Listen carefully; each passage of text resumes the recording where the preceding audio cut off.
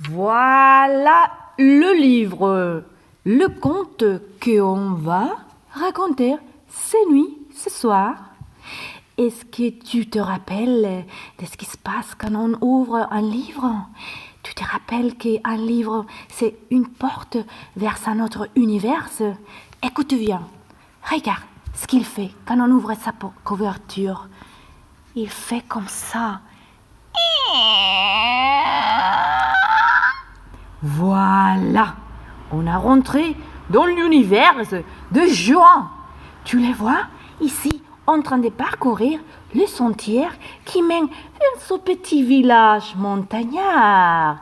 Tout semble très paisible, très tranquille. Mais tout le monde au village savent très bien que derrière ces trois montagnes, il y a un personnage terrible. Voici le loup, Monsieur le loup, qui semble très respectable, assis sur son canapé, en train de voir son caipirinha, et avec ses fins chaussures italiennes posées sur la pauvre tortue, à laquelle il paie un maigre salaire. Et regarde, ici il y a un lapin qui lui amène une délicieuse glace de fraises, parce que le loup, il est très fin et il aime bien les plaisirs mondains. Mais tu sais une chose, chaque jour, Monsieur le loup se réveille, se lève et s'habille élégamment. Regarde-lui, il se met son frac, il se met son pantalon, il se chausse avec ses chaussures italiennes et il prépare son kit cuisine.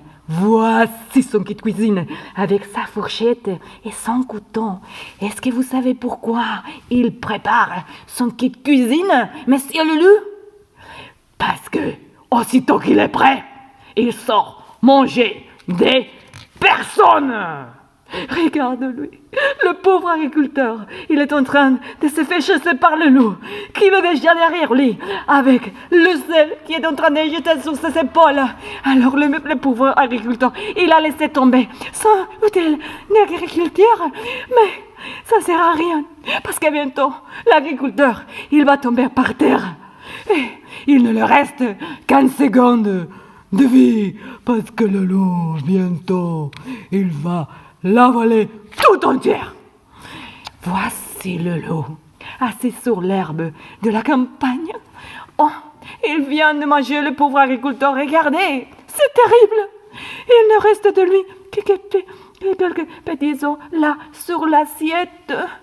Et le loup, comme on avait dit, qu'il est très civilisé, il a tout bien rangé par terre, tous les habits de monsieur l'agriculteur. Il a laissé ses bottes, ses chemises, ses chaussettes, son chapeau.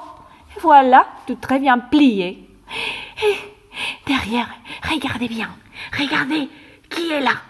C'est Jean qui est en train de regarder, terrifié, ce qu'il fait. Monsieur le loup. Oh, Jean. Il a trop peur du loup, mais quand même, il aime bien faire des blagues autour du loup. Ah, voici, on retourne au village. Et là, c'est la salle de bain de la maison de Géant. Là, qu'est-ce que vous croyez qu'on fait dans une salle de bain?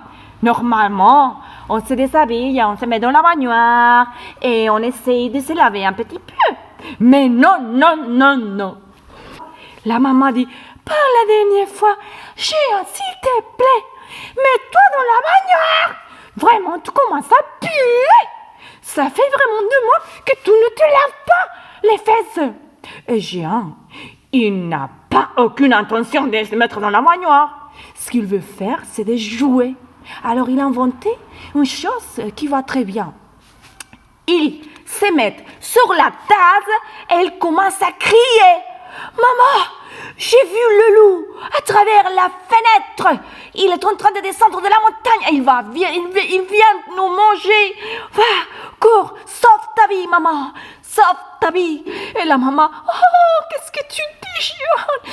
Tu es en train de m'effrayer. Et la pauvre maman, elle jette toutes les choses par l'air et elle part en courant pour sauver sa vie.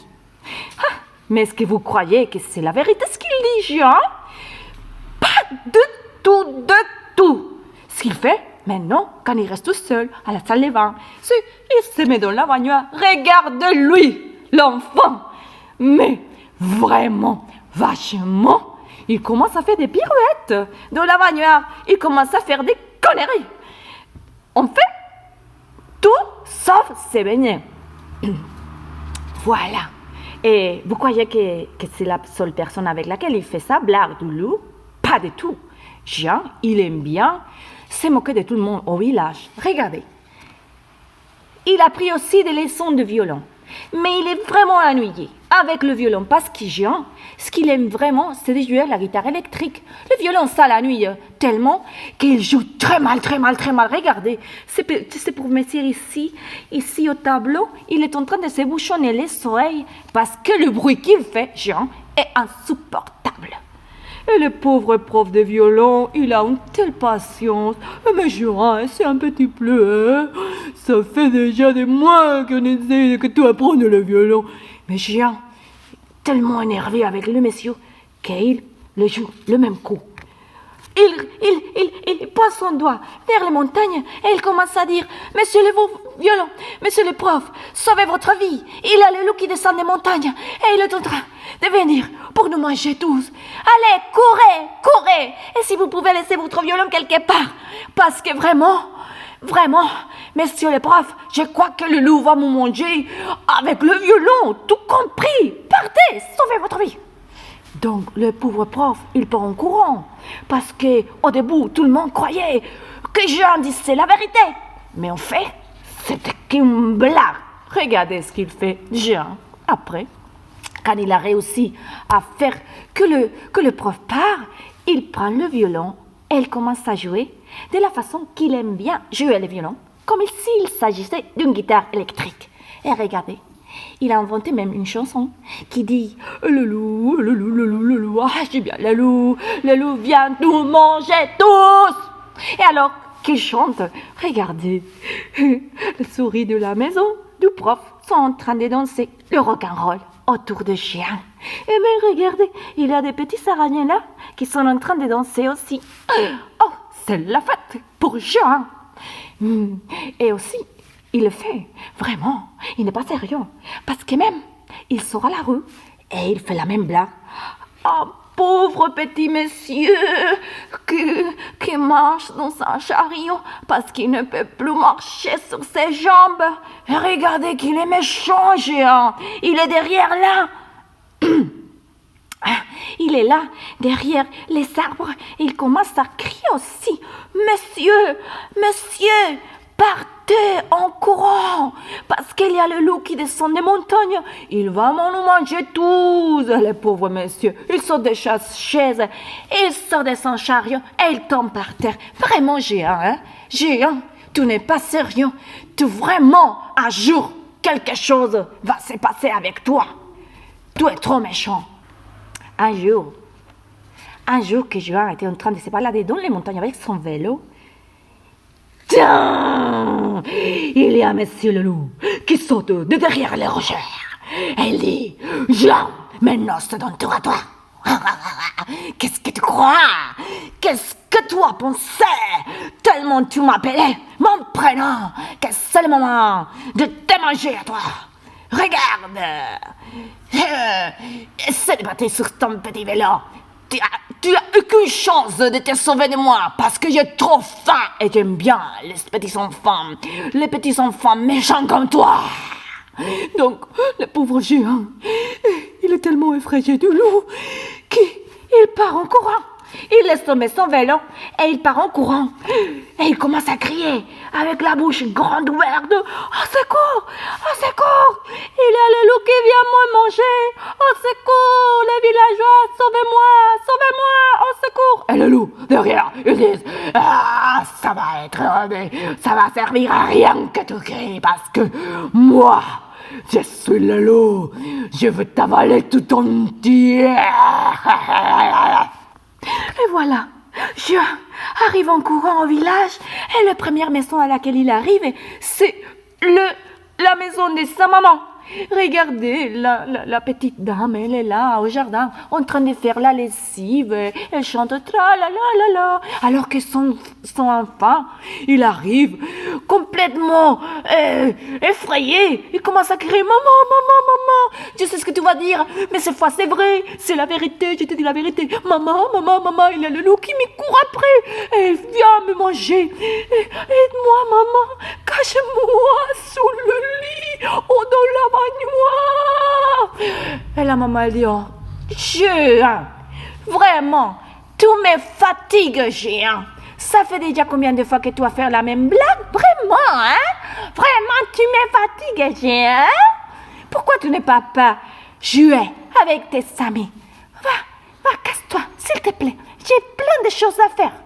Donc, Johan, il part et il trouve à la roue du village le petit vieillard et il commence à crier au loup.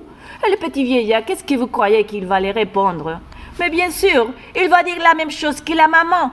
Ah, Jean, on est déjà fatigué de la même blague. Il faut que tu inventes quelque chose d'autre, hein? Vraiment. S'il te plaît, pars jouer avec tes amis. Donc, Jean, vraiment, il ne savent plus où il va courir. Donc, il continue à tourner les roues, les coins du village, alors qu'il trouve son prof de violon qui est en train de jouer à la roue. Une petite chanson de Beethoven. Jean arrive, il commence à dire, oh, mais c'est le prof. Oh, mais quelle chance de vous trouver. Regardez, cette fois, c'est la vérité, monsieur le prof. Aidez-moi. Il y a le loup qui vient me manger. Et le prof, il dit, oh, Jean, à nouveau.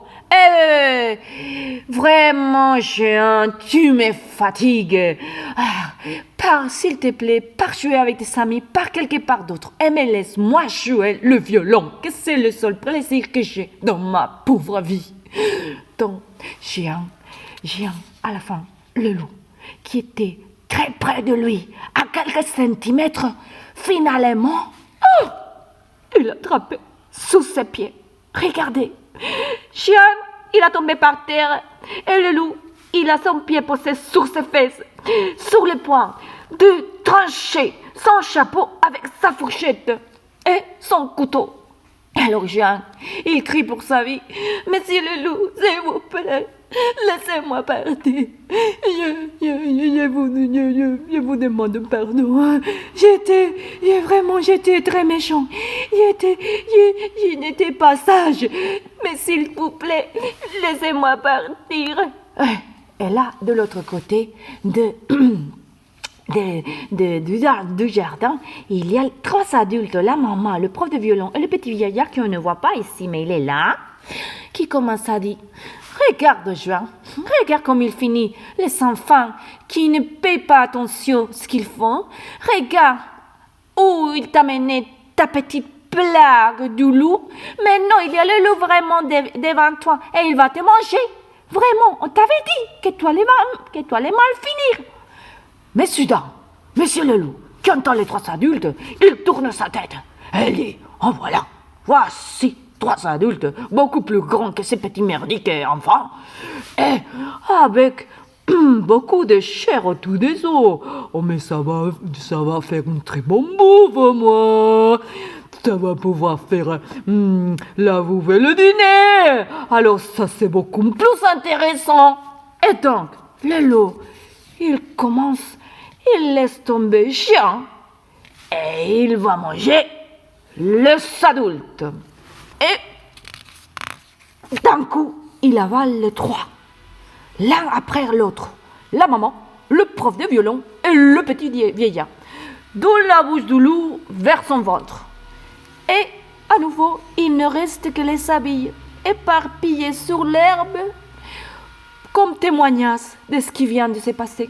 Regardez les petites chaussures de la maman, la montre du prof, le papillon du vieillard, le chapeau, la pipe, les chemises, tout. Il ne reste rien des 3 adultes que quelques petits os et ses habits. Mais est-ce que vous croyez que le loup, il est déjà satisfait? Vous croyez que le loup, il a déjà calmé sa faim? Pas du tout, de tout, de tout, de tout. Pas du tout. Monsieur le loup, ils se disent, il me manque un petit dessert. Donc, je veux manger géant.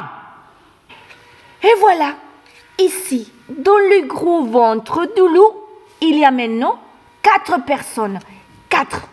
Il y a la maman, il y a le prof de violon, il y a le petit vieillard et il y a Jean. Tellement de faim, c'est grand loup, que maintenant il a 4 personnes dans son ventre. C'est pour ça qu'il est trop grand. Donc, là, dans le ventre, il y a la maman de Jean qui dit « Oh Jean, regarde où nous a mené ta blague. Maintenant, qu'est-ce qu'on va faire ici dans cette obscurité et avec ces profs de violon qui n'arrêtent pas de jouer avec son violon, avec ses bruits horribles. C'est ta faute, Jean. Il faut que toi, tu trouves une solution. » Donc, le pauvre Jean, il se sent vraiment mal. Ils se sont tellement méchants qu'ils mettent la main dans sa poche et disent « Désolé, maman, je vais essayer de nous aider. » Et il sort des scissors de sa poche et il commence à couper le ventre du loup pour ouvrir une porte dans le ventre. Et après, il réussit à sortir les 4 personnes. D'abord, la maman. Deuxième fois, le vieillard. Troisième, lui-même. Et il est sur le point de laisser le prof de violon et son violon dans le ventre du loup. Mais enfin, le prof dit « Oh, s'il te plaît, Jean, s'il te plaît. Ok, je t'apprendrai à jouer la guitare électrique si tu veux. Ok, prof. » Sort le prof de violon. Et après Jean, les 3 adultes, ils partent vers le village. Et Jean, ils se disent « Bon, si je laisse le loup ici en dormant, quand il se réveille, il va vouloir nous manger à nouveau. Donc, il faut faire quelque chose. » Alors, par terre, il y avait beaucoup de pierres, vous savez. Et il a commencé à ramasser des pierres et il les a mis dans le ventre du loup, un après l'autre. Et quand il y avait beaucoup de pierres dans le ventre du loup, il a sous le ventre, soigneusement. Et il a fermé l'ouverture. Et voilà, c'était comme si rien ne s'avait passé. Et donc, il est parti en courant vers le village, lui aussi. Soudain, le loup, qui était endormi sur son lit, commence à se réveiller. Et il commence à dire « Oui, oh mais qu'est-ce qui te passe? Oui. Oh mais je me sens très lourd. Oh mais vraiment ces humains sont très indigestes. » Donc, il se lève, il se sent très lourd. Il dit « Il faut que je me fasse une petite balade pour descendre cette bouffe. » Donc, le loup, très lourdement, il commence à marcher. Il ouvre la porte de sa maison et il commence à marcher envers la rivière pour voir un petit d'eau. Et il commence à traverser le petit pont qui mène à l'autre côté de la rivière. Mais le pont, il était tellement faible, le pont, il était tellement fragile qu'à la moitié du pont, il a commencé à faire pouah. Et le loup, il est tombé à l'eau. Et il est descendu au fond de la rivière. Jusqu'au fond. Et là, le loup, il se trouve au fond de la rivière. Est-ce que vous croyez que le loup, il réussira à sortir à nouveau à la surface? Pas du tout. Le loup, il est resté là, au fond de la rivière, jusqu'à la fin de sa vie. Parce qu'avec le ventre rempli de pierres, il n'a jamais été capable de ressortir. Donc, il a dû apprendre à manger des poissons.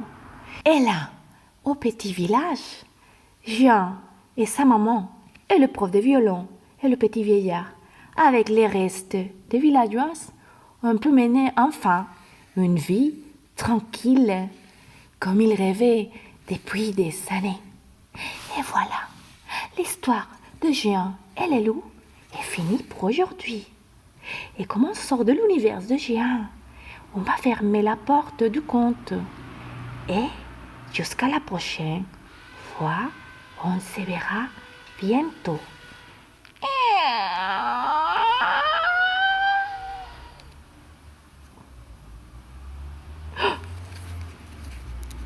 Merci beaucoup de m'avoir accompagné. C'était vraiment un plaisir de vous accompagner une autre soir.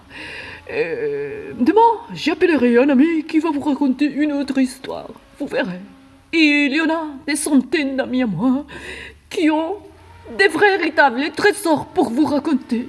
Au revoir les enfants. Au revoir, au revoir, au revoir, au revoir, au revoir.